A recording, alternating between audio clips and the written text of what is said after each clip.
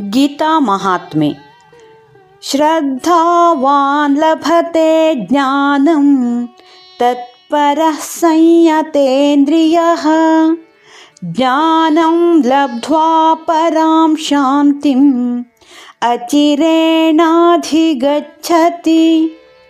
ಶ್ರದ್ಧಾವಂತನು ಇಂದ್ರಿಯಗಳನ್ನು ನಿಗ್ರಹಿಸುವವನೂ ಆದ ಸಾಧನಾ ತತ್ಪರನು ಈ ಜ್ಞಾನವನ್ನು ಪಡೆಯುತ್ತಾನೆ. ಜ್ಞಾನವು ದೊರಕಿದ ಮೇಲೆ ಪರಮ ಶಾಂತಿಯನ್ನು ಹೊಂದುತ್ತಾನೆ.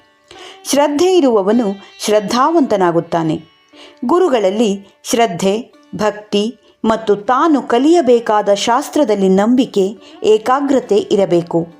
ಜ್ಞಾನಾರ್ಜನೆಯಲ್ಲಿ ಶ್ರದ್ಧೆ ಮತ್ತು ಆಸಕ್ತಿ ಇರಬೇಕು, ಅಥವಾ ಇನ್ನೂ ಕಲಿಯಬೇಕೆಂಬ ಮನಸ್ಥಿತಿ ಇರಬೇಕು.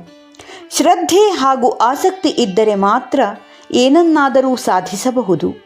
ಅದನ್ನೇ ತತ್ಪರತೆ ಎನ್ನುತ್ತಾರೆ.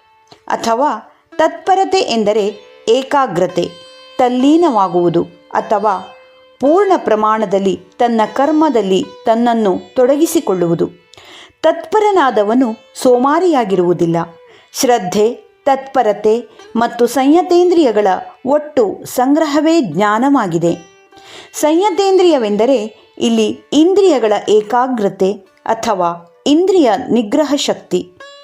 ಇದೇ ಅಧ್ಯಾಯದ ಹಿಂದಿನ ಶ್ಲೋಕದಲ್ಲಿ ಹೇಳುವ ಹಾಗೆ ನಹಿ ಜ್ಞಾನೇನ ಸದೃಶಂ ಪವಿತ್ರಮಿಹ ವಿದ್ಯತೆ ಎನ್ನುವ ಹಾಗೆ ಆತ್ಮಜ್ಞಾನಕ್ಕೆ ಸಮಾನವಾದ ಪವಿತ್ರವಾದ ವಸ್ತು ಈ ಜಗತ್ತಿನಲ್ಲಿ ಇನ್ನೊಂದಿಲ್ಲ.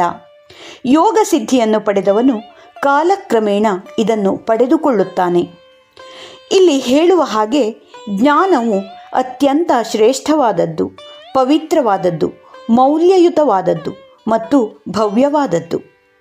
ಕರ್ಮಯೋಗಗಳಿಂದ ಶುದ್ಧ ಅಂತಃಕರಣವನ್ನು ಪಡೆದುಕೊಂಡ ಮಾನವನು ಕಾಲಾಂತರದಲ್ಲಿ ಅಂತಹ ಆತ್ಮಜ್ಞಾನವನ್ನು ಪಡೆದುಕೊಳ್ಳುವನು ಎನ್ನುತ್ತದೆ ಗೀತೆ. ಶಾಂತಿಗೆ ಜ್ಞಾನವೇ ಪರಮ ಸಾಧನ ಮತ್ತು ಜ್ಞಾನವು ಕರ್ಮಫಲದಿಂದ ಮಾತ್ರ ಸಾಧ್ಯ. ಇದೇ ಪರಮಶಾಂತಿಗೆ ದಾರಿ. ಹರಿ ಓಂ.